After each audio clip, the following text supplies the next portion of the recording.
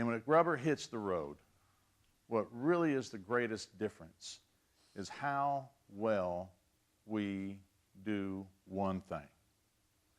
You know what that one thing is? It's not love, but it's an act of love. And hear these words.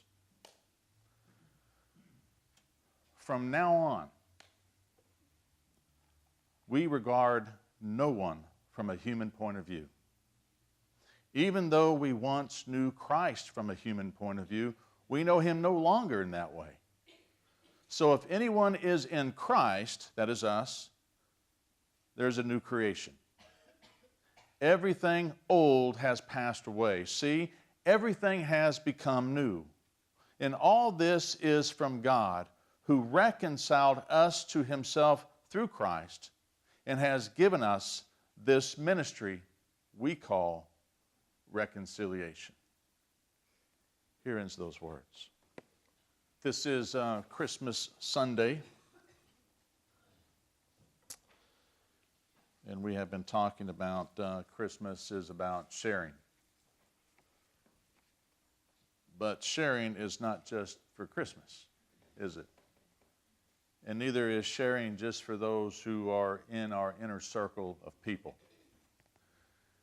In fact, just by all of us participating in the very simple act of sharing our resources, our gifts, our abilities with those outside our inner circle of family and friends, and doing that consistently, that is when we begin to see a lot of changes taking place in our own attitudes that reflects Christ.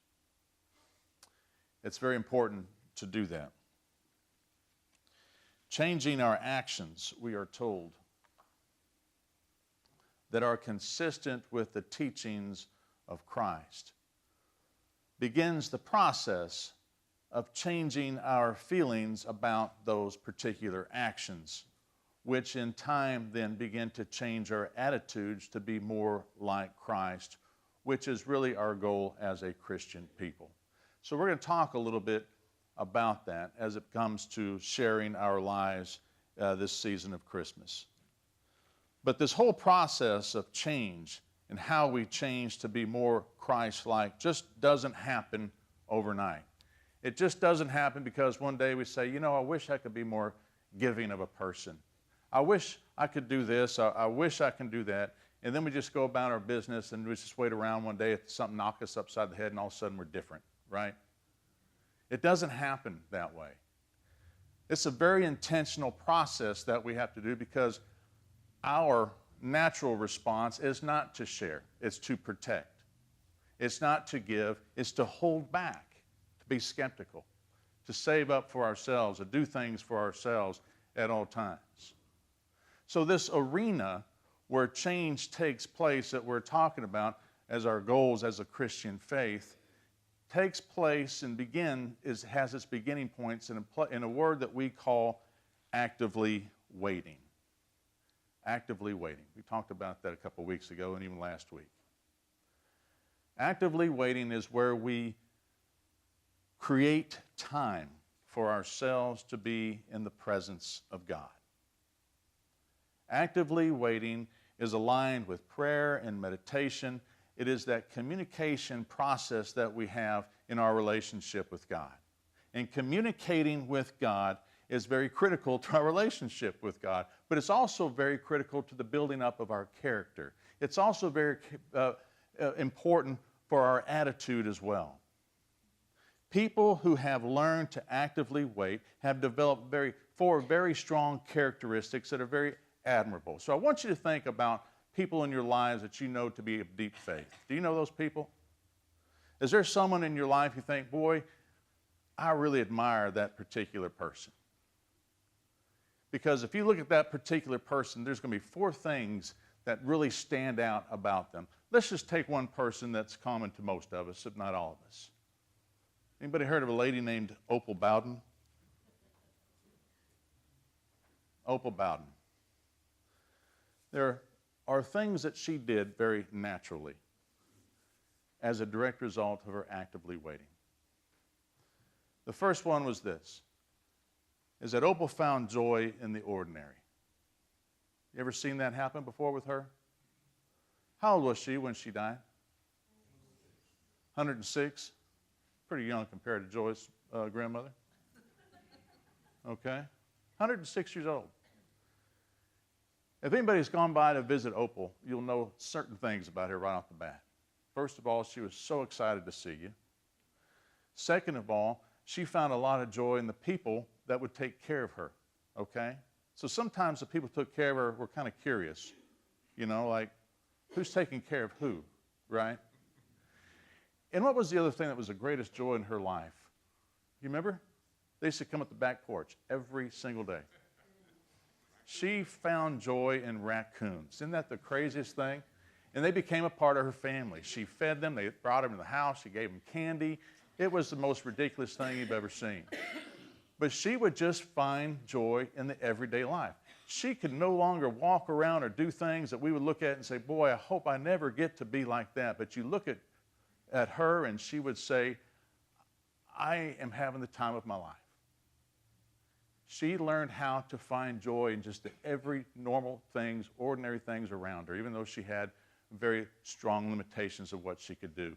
Which also led to the second thing, is that she was so eager to count the many blessings that she had. We look at her and say, boy, Joy, you can't, or Joy, boy, Opal, you can't get around, you can't get out, you can't drive, you can't go do this, you can't do that. But she would find herself to be so blessed. She'd make phone calls to people and tell them. She'd receive phone calls. She would always tell you how good she had it. That just doesn't happen. That just doesn't happen. She counts her blessings even in the most adverse situations that she found herself in. The third thing we find in people who've learned how to actively wait is that they learn how to accept forgiveness. I don't know if there's a more forgiving person on earth than Opal Bowden. It didn't matter what you did or what your past was, she did not care. She did not distort her relationship with you whatsoever. She was always willing to accept her forgiveness of others, and also really, really willing to forgive. But that allowed her to do the fourth very important thing, and that's to finish her race. And that's just not something that happens at the end of life. That happens with every project, it happens with every relationship, it happens with every incident that takes place in her life. She had so many losses in her life that took place over the course of her 106 years that she would always say that they were probably thinking that she went to hell because they're up in heaven and she's not showing up. But everything that happened, she learned how to finish the race and finish strong and boldly until finally her heart gave out. And she continues to live among us, finishing that race. Finishing the race is important for all of us, and we can't finish the race unless we learn how to do the first three very well. You know, a couple of weeks ago, we looked at the first two of those attributes of actively waiting. Today, we're going to work on the last two, and those are very, very difficult to do and very critical pieces that we have to have in order for us to have the ability to reform our character and to live a life that Christ wants us to live. And so I'm going to use the reading from the Apostle Paul that he has given us. And he's really pleading to this fractured church because this church is in disarray. This church is a mess. There's fighting, there's bickering, there's angry stuff going on, not just in the church family, but in other people's families. There's all sorts of things that you don't even want your children to read in these particular books. There's a lot of stuff that's happening.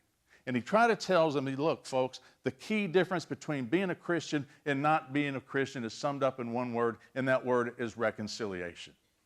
We are a people of reconciliation. We are here to make things right between people, period. We are trying to find ways of which we can coexist with one another in spite of all of our differences, because Lord knows we don't want to watch politics in order to get our examples from that, right? We have to perform acts of forgiveness. We have to learn how to forgive other people. We're going to have to learn how to accept other people's forgiveness. We're going to have to learn how to forgive ourselves. And so Paul writes these words, "From now on, people, from now on, we will no longer regard any other human being as a human point of view. We're going to see everyone as a new creation that comes from God, who reconciled us to God through Jesus, but also has given us the keys to ministries of reconciliation. In other words, forgiveness is not an option. Forgiveness is a command. It is what we do. It is what separates us from the rest of the world. We are people who forgive. It's a command. To forgive is an act of God. To be an ambassador of Christ means that we are an ambassador of God, which means we do the acts of God towards other people. Forgiveness is expected of us, period. Without forgiving, without the act of forgiving, either with ourselves or others, or accepting forgiveness, we cannot redirect our lives, and we cannot move in the direction that God calls us to lead. We cannot finish the race. Man, a difficult situation took place a few weeks ago. The Bruce family lost their 23-year-old grandson, great-nephew. Car wreck. Tore up. The family continues to be a real struggle for them. But I want us to think about that, because we've talked through this as well. There is a lot of forgiveness that needs to take place in that family. Wouldn't you agree with me? A lot of forgiveness that needs to take place. We have parents and family and grandparents that need to forgive themselves. Because how this works, if you've never been in a similar situation, is that when bad things happen to people we love, we always tend to want to blame ourselves, right? If there was just something I could have done that would have changed this, if there's just something that I would have said, something I would have spoken to, if I just did this or if I had just done this, then this whole situation should have been different. So there's a lot of forgiveness that needs to take place with the family themselves, to forgive themselves. There's also forgiveness that needs to take place for the driver of the car who caused the accident for this to take place. And there's also a young man who felt like he let a lot of people down because he drove that car that caused this accident. He let down people he loved, people around him. He let God down. He has to live with it every single day. He needs forgiveness.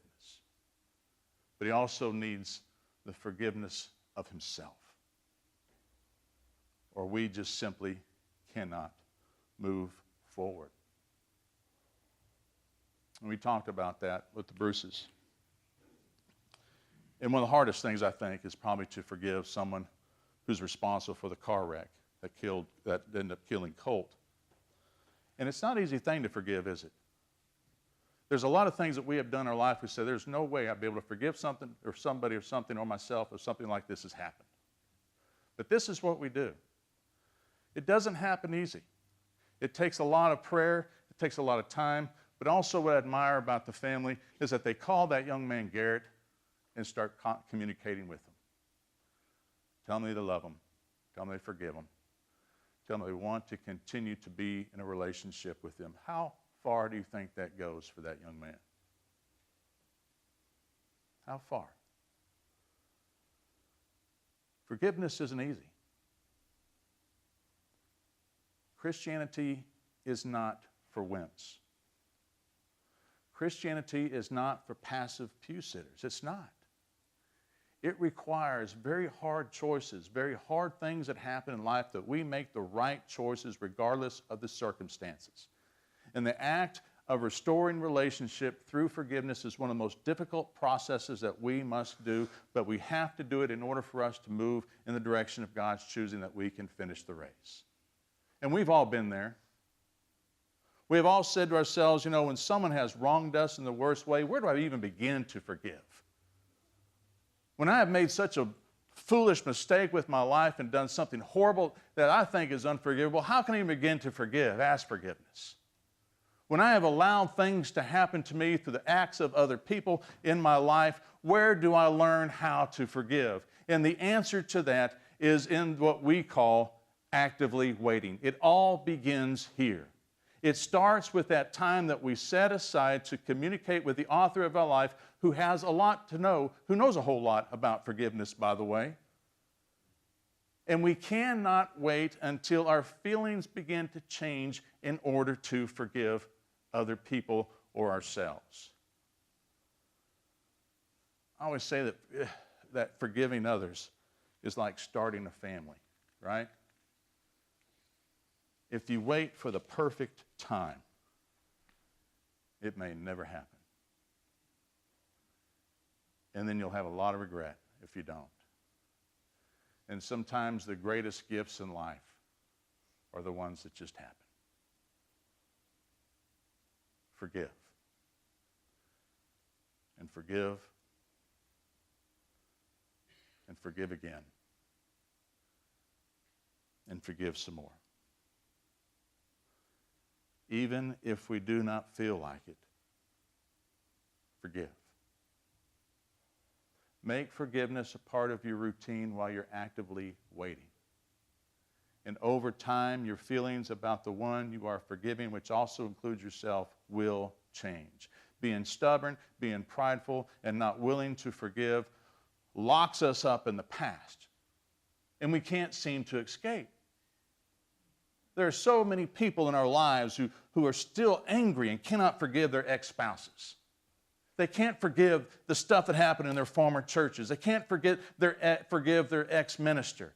They can't forgive their neighbor or their child or their parents from the past. They can't forgive themselves, and it has this negative effect on so many relationships around them because they cannot forgive. And if you cannot forgive, you cannot trust others. And if you cannot trust others, then there is a lack of love.